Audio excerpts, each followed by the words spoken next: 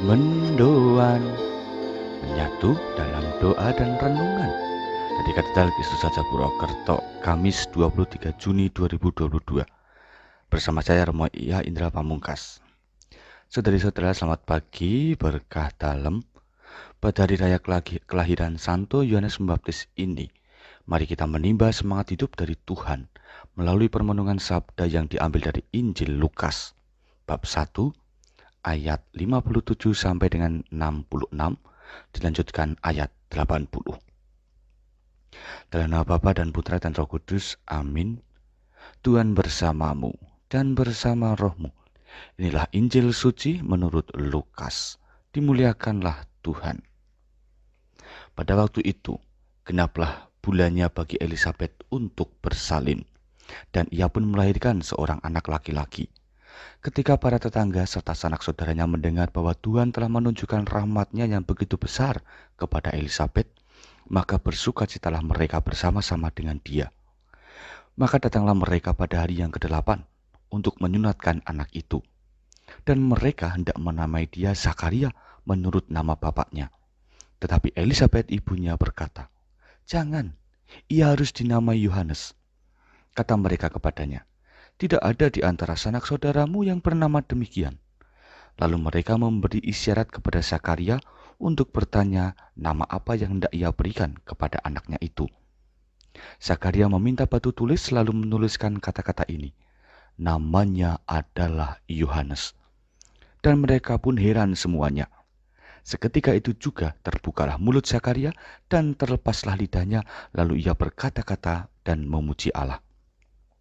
Maka ketakutanlah semua orang yang tinggal di sekitarnya, dan segala peristiwa itu menjadi buah tutur di seluruh pegunungan Yudea. Semua yang mendengarnya merenungkannya sambil berkata, "Menjadi apakah anak ini nanti? Sebab tangan Tuhan menyertai dia." Anak itu pun bertambah besar dan makin kuat rohnya. Ia kemudian tinggal di padang gurun sampai tiba harinya ia harus menampakkan diri kepada Israel. Demikianlah sabda Tuhan. Terpujilah Kristus. Ketaatan, itulah yang menjadi bingkai peristiwa kelahiran Yohanes Pembaptis dalam Injil hari ini. Ketaatan Zakaria dan Elisabet kepada Tuhan telah memberi nutrisi rohani yang istimewa untuk perjalanan awal Yohanes Pembaptis. Model ketaatan yang diteladankan oleh mereka berdua adalah taat karena kualitas iman, bukan melulu karena ketakutan atas hukuman maupun bencana. Inilah yang hendaknya menjadi pondasi bagi iman kita.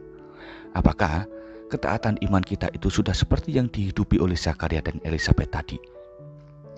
Saudari-saudara, kita semua tahu bahwa Yohanes Pembaptis menjadi tokoh sentral yang mempersiapkan kehadiran Yesus. Dia taat pada aturan main Allah, sebab dia sungguh percaya atas prakarsa ilahi. Yohanes Pembaptis tidak melantik dirinya sebagai Mesias, melainkan justru secara rendah hati mengarahkan murid-muridnya untuk melihat kehadiran Yesus, Putra Allah. Yohanes Pembaptis taat pada rencana Allah, yang mana semua itu diperoleh melalui ketaatan hidupnya dalam kedisiplinan. Maka melalui kisah Injil hari ini, kiranya kita semua mampu untuk membuka mata hati guna melihat kembali kualitas ketaatan dalam aneka dimensi hidup masing-masing. Orang yang taat pada suatu kebenaran dengan sendirinya akan membentuk diri menjadi berkarakter rendah hati. Demikian juga dengan orang beriman yang sungguh taat pada kedisiplinan hidup rohani, maka akan muncul dari dalam dirinya suatu kerendahan hati dan kebijaksanaan. Mari saudari-saudara, kita mohon rahmat Allah agar bisa memperbarui hidup sebagaimana yang telah diteladankan keluarga Yohanes Pembaptis. Tuhan memberkati. Mari berdoa. Allah Bapa Maha Kuasa, perkenankan kami untuk taat pada kehendak-Mu. Buatlah diri kami mempunyai keikhlasan dan kemantapan untuk mengikuti jalan yang Engkau tunjukkan. Semoga dari hari ke hari kami pun semakin menunjukkan diri sebagai abdi-Mu yang bekerja dan berkarya demi semakin tegaknya kerajaan Allah. Demi Kristus Tuhan dan Juru Selamat kami. Amin. Tuhan bersamamu dan bersama rohmu. Kita semua, keluarga kita, mereka yang kita doakan, dan segala tugas-tugas kita senantiasa diberkati Allah yang Maha Kuasa, Bapa, Putra, dan Roh Kudus. Amin. Saudari-saudara, selamat beraktivitas. Tuhan memberkati. Salam mendoan.